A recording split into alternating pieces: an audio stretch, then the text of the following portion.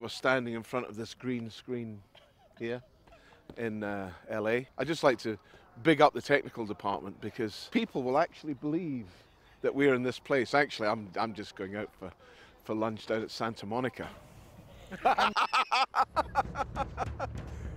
In season 1 we had places we could snow up with artificial snow, but north of the wall in season 2, when Jon Snow goes into the Frost Fangs, demanded a bigger landscape. We always knew we wanted something really just kind of shatteringly beautiful and barren and brutal for this part of Jon's journey, because he's in the true north now.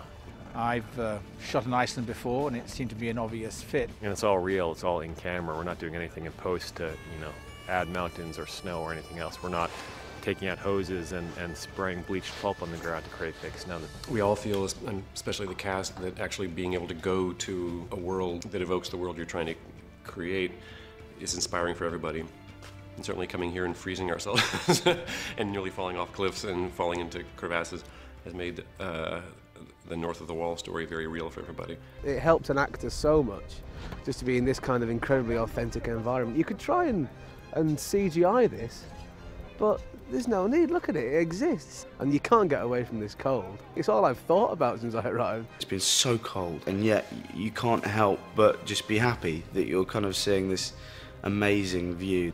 The isolation, just the dramatic, harsh starkness of the environment has just been incredibly helpful to what we're trying to achieve out here. It does it all for you, to be honest with you. There's not much acting required. You've just got to walk into the situation and play it as it is. The biggest challenge, of course, is we're here in Iceland in the winter, so the days are about 4.5 hours long.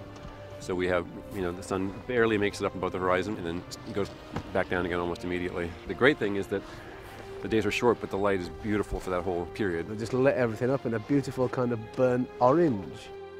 I can't wait to see what that looks like. I can imagine it's going to look very, very special. We have to maximize the use of the daylight by rigging in the early morning. We come at 7 in the morning and carry all the equipment onto the glaciers under artificial lights, and then as soon as it's light, off we go. And likewise, we have to take it all off the ice once it's got dark. I'm not part of the technical crew, and I can imagine, thank God, at this moment in time, and I can see that it's creating problems that have never really come up before, like not being able to drive vehicles anywhere about 3 feet at a time, then everything kind of breaks down.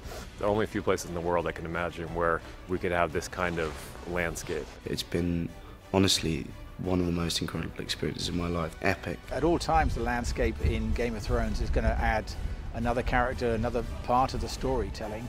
Iceland is, I hope, will continue to be giving us the bit of magic we want for north of the wall.